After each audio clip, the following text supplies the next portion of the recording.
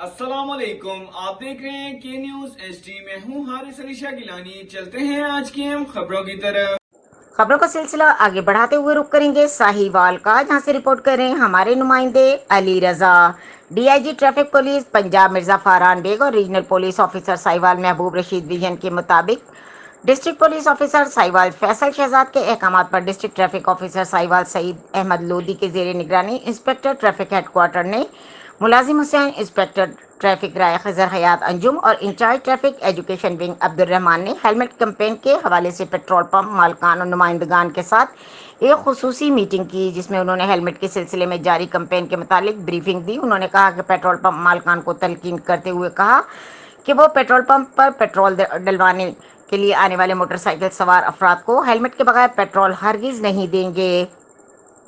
افسران بالا کے احکامات پر عمل درآمد یقینی بنائیں گے اور لوگوں کو زیادہ سے زیادہ ہیلمٹ آگاہی مہم کے متعلق بریف کریں گے۔ تمام پیٹرول پمپ مالکان اپنے اپنے پیٹرول پمپ پر ہیلمٹ کے حوالے سے پینافلیکس بھی آویزہ کریں گے۔ مزید خبروں اور اپڈیٹس کے لیے ہمارے ساتھ رہے گا، تب تک کے لیے اپنا خیال رکھیے گا۔ اللہ حافظ۔